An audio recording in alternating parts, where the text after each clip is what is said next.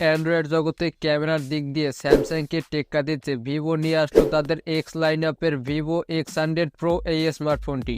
তো এই স্মার্টফোনটি বাংলাদেশে এখন আনঅফিসিয়ালি পাওয়া যাচ্ছে, হয়তো কিছুদিনের মধ্যে এই স্মার্টফোনটি বাংলাদেশে অফিসিয়ালিও পাওয়া যাবে। তো এই স্মার্টফোনটি কি শুধুমাত্র ক্যামেরার জন্যই বানানো হয়েছে নাকি এই স্মার্টফোনটি দিয়ে ভালো গেমিং করা যাবে, তাই নিয়ে কথা বলবো আজকের ভিডিওতে। তো চলুন আর বেশি দেরি না করে মূল ভিডিও শুরু করা যাক। তো ফার্স্টে যদি এই স্মার্টফোনটির দামের কথা বলি তাহলে এই স্মার্টফোনটির দাম বাংলাদেশ মার্কেটে অ্যারাউন্ড আনঅফিসিয়ালি 70 থেকে 80,000 টাকার মধ্যে পাওয়া যায়। তবে এই স্মার্টফোনটি অফিসিয়ালি আসলে অবশ্যই লাখ টাকার উপরেই হবে এই স্মার্টফোনটির দাম। আর এই স্মার্টফোনটির ডিজাইনের কথা বলতে গেলে এই জায়গায় একদম নতুন একটি ডিজাইন নিয়ে এসেছে ভিভো। ফোনটির ব্যাক প্যানেলে থাকছে গ্লাস, আর হ্যাঁ এই স্মার্টফোনটির দুই দিকে কার্ভ, যার ফলে এই স্মার্টফোনটির হ্যান্ডফিল অনেকটাই ভালো পাওয়া যাবে।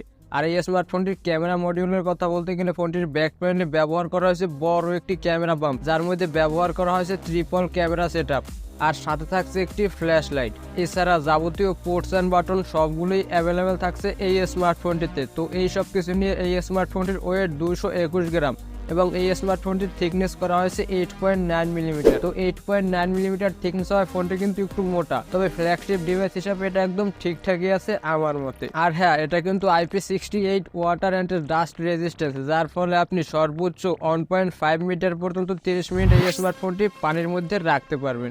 এই স্মার্টফোনটির ফ্রন্টে ব্যবহার করা হয়েছে 6.78 ইঞ্চির একটি 120 হার্জের LTPO AMOLED ডিসপ্লে, যার রেজুলেশন ফুল HD প্লাস অর্থাৎ 1260x2800 পিক্সেল এবং পিপিআই হিসেবে থাকছে 453 পিপিআই। তো একদম ফ্ল্যাগশিপ লেভেলের ডিভাইস হিসাবে এই জায়গায় ডিসপ্লেটা বেশ ভালোই দিয়েছে। কন্টেন্ট ওয়াচিং এক্সপিরিয়েন্সের পাশাপাশি ফটোগ্রাফি এবং গেমিং এ অনেকটাই ভালো এক্সপিরিয়েন্স পাওয়া যাবে এই ডিসপ্লেটি থেকে। আর এটা যেহেতু কার্ভ ডিসপ্লে সেহেতু কন্টেন্ট ওয়াচিং এ আরো কিছুটা ভালো অ্যাডভান্টেজ পাওয়া যাবে। এছাড়া ব্রাইটনেস এর কথা বলতে গেলে এই জায়গায় থাকছে 3000 নিটস এর পিক ব্রাইটনেস, যেটা সত্যি ইমপ্রেসিভ। তো এই দামে এই ডিসপ্লেটা আমার কাছে একদম জাস্টিফাইড মনে হয়েছে। আপনাদের কাছে কেমন মনে হয়েছে এই ডিসপ্লেটি অবশ্যই কমেন্টে জানাবেন। এবারে আসে এই স্মার্টফোনটির ওয়ান অফ দ্য বেস্ট কি সেলিং পার্ট নিয়ে, মানে এই স্মার্টফোনটির ক্যামেরার কথা বলছি। ফোনটির ব্যাক প্যানেলে ব্যবহার করা হয়েছে ট্রিপল ক্যামেরা সেটআপ, যার মেইন সেন্সর হিসেবে থাকছে 50 মেগাপিক্সেলের ক্যামেরা, 50 মেগাপিক্সেলের একটি পেরিস্কোপ টেলিফটো জুমলেস এবং 50 মেগাপিক্সেলের একটি আল্ট্রাওয়াইড সেন্সর। তো এই জায়গায় কিন্তু তিনটাই 50 মেগাপিক্সেলের ক্যামেরা থাকছে। আর এই স্মার্টফোনটির ফটোগ্রাফির কথা বলতে গেলে একদম মারাত্মক লেভেলের ফটোগ্রাফি করা যাবে। আমার কাছে মনে হয়েছে স্যামসাং গ্যালাক্সি S23 আলট্রার চেয়েও ভালো ফটোগ্রাফি করতে পারে এই স্মার্টফোনটি। আর এই জায়গায় ফোনটির মেইন চিপসেটের পাশাপাশি একটি ডেডিকেটেড চিপও থাকছে, যেটা শুধুমাত্র ক্যামেরার জন্যই বানানো হয়েছে। আর তার ফলে এই জায়গায় ক্যামেরার আউটপুটটা অনেকটাই ভালো পাওয়া যাচ্ছে। এছাড়া এই স্মার্টফোনটির টেলিফটো জুমলেসটি দিয়ে সর্বোচ্চ 4.3x পর্যন্ত অপটিক্যাল জুম করে ছবি তুলতে পারবেন। আর এই অপটিক্যাল জুম করে ছবি তুললে পোর্ট্রেট ফটোগ্রাফি এক কথায় মারাত্মক পাওয়া যায়। এছাড়া এই স্মার্টফোনটির আল্ট্রাওয়াইড সেন্সরটিও বেশ ভালোই কাজের। ফোনটির ব্যাক ক্যামেরা দিয়ে সর্বোচ্চ ভিডিও রেকর্ড করা যাবে 8K 30 FPS এ। আর এই জায়গায় কিন্তু জাইরো EIS এর সাপোর্টও থাকছে, যার ফলে ভিডিওগ্রাফি অনেকটাই ভালো পাওয়া যাবে এই স্মার্টফোনটি থেকে। যারা কিনা কন্টেন্ট ক্রিয়েটর তাদের জন্য এই স্মার্টফোনটি অনেকটাই ভালো হবে। এই স্মার্টফোনটি দিয়ে ভিডিও করলে আশা করি আর ক্যামেরার দরকার হবে না। সেই সঙ্গে এই স্মার্টফোনটির ফ্রন্টে ব্যবহার করা হয়েছে 32 মেগাপিক্সেলের একটি সেলফি ক্যামেরা, আর এই জায়গায় সেলফি ক্যামেরাটা অনেকটাই ভালো রেজাল্ট দিয়েছে। ফোনটির সেলফি ক্যামেরা দিয়ে সর্বোচ্চ ভিডিও রেকর্ড করা যাবে 4K 30 FPS এ। ফোনটি আউট অফ দ্য বক্স থাকছে Android 14 বেসড অন FunTouchOS 14, তবে এই জায়গায় চায়নার ভেরিয়েন্টে থাকছে OriginOS 4। আর এই জায়গায় থাকছে MediaTek Dimensity 9300, যেটা কিনা 4 nanometer ফ্যাব্রিকেশনে তৈরি করা অক্টাকোর প্রসেসর। আর এই প্রসেসরটির ক্লক স্পিড 3.25 GHz। তো Dimensity 9300 একদম লেটেস্ট একটি প্রসেসর। আর এই প্রসেসরটি স্ন্যাপড্রাগন 8 Gen 3 এর কাছাকাছি পারফরমেন্স দেবে, তবে 8 Gen 3 এর মতো অত ভালো পারফরমেন্স দেবে না এই চিপসেটটি।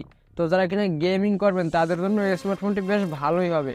তবে বিশেষ করে এই জায়গায় ফটোগ্রাফির দিকে বেশি ফোকাস করা হয়েছে এই স্মার্টফোনটিতে। তবে গেমিং যে করা যাবে না সেটা না, যারা কিনা প্রচুর পরিমাণে গেমিং করেন তাদের জন্য তেমন একটা ভালো হবে না। যেহেতু এই স্মার্টফোনটি শুধুমাত্র ক্যামেরার দিকেই ফোকাস করে বানানো হয়েছে সেহেতু গেমিংটা আহামরি লেভেলের ভালো হবে না। তবে যে একদম গেম প্লে করতেই পারবেন না সেটা না, যারা কিনা একদম প্রো লেভেলের গেমার তাদের জন্য বেশ ভালো হবে। তবে এই দামে আরো গেমিং ফোন পাওয়া যায়। যারা কিনা প্রচুর পরিমাণে ক্যামেরা ইউজ করেন, মানে প্রফেশনাল লেভেলের ফটোগ্রাফির পাশাপাশি সিনেমাটিক মোডে ভিডিও করেন, তাদের জন্য এই স্মার্টফোনটি অনেকটাই ভালো হবে। আর আপনারা তো জানেন ভিভোর ফোনগুলো সবসময় ক্যামেরার দিকে বেশি ফোকাস করে থাকে, আর বর্তমান সময়ে ভিভোর এই ফ্রন্ট সুইচটা অনেকটাই ক্লিন, একদম ভালো একটি এক্সপিরিয়েন্স পাওয়া যায় এই ইউআই থেকে। বর্তমান সময়ে ভিভোর ফোনগুলো লং টাইম ইউজেও অনেকটাই ভালো পারফরমেন্স দিচ্ছে, আর তার কারণ শুধুমাত্র একটি, তাদের ইউআই বর্তমান সময়ে অনেকটাই ইমপ্রুভ। ফোনটি একটু মোটা হওয়া সত্ত্বেও ফোনটিতে ব্যবহার করা হয়েছে 5260 mAh এর একটি ব্যাটারি, আর এই ব্যাটারিটিকে চার্জ করার জন্য থাকছে 100 ওয়াটের একটি ফাস্ট চার্জার, এবং এই স্মার্টফোনটি কিন্তু 50 ওয়াটের ওয়্যারলেস চার্জিংও সাপোর্ট করে। আর এই ব্যাটারিটিকে 0 to 100% চার্জ করতে অ্যারাউন্ড 35 মিনিটের মতো সময় লাগতে পারে। এছাড়া ব্যাটারি ব্যাকআপের কথা বলতে গেলে একদম হেভি ইউজেও একদিনের মধ্যে ব্যাটারি ব্যাকআপ ইজিলি পাওয়া যাবে, কারণ এই জায়গায় থাকছে 4 ন্যানোমিটারের প্রসেসর, আর এই প্রসেসরটি পাওয়ার কনজিউম অনেকটাই কম করে। ফোনটির কানেক্টিভিটির কথা বলতে গেলে ফোনটিতে 5Gর প্রায় 12টা ব্যান্ডের সাপোর্ট রয়েছে। এছাড়া Bluetooth, GPS, NFC, FM radio এবং ইউএসবি টাইপ সি পোর্ট এগুলো তো থাকছেই। তো এই ছিল Vivo X100 Pro এই স্মার্টফোনটির ফুল স্পেসিফিকেশন। আপনাদের কাছে এই স্মার্টফোনটি কেমন মনে হয়েছে অবশ্যই কমেন্টে জানাবেন। সো এই ছিল আজকের ভিডিও। আমার ভিডিও যদি আপনার কাছে ইনফরমেটিভ অ্যান্ড হেল্পফুল মনে হয় থাকে তাহলে ভিডিওতে একটি লাইক দিয়ে চ্যানেলটি সাবস্ক্রাইব করে রাখবেন। আজকের মতো বিদায় নিচ্ছি, টিল দেন, আল্লাহ হাফেজ।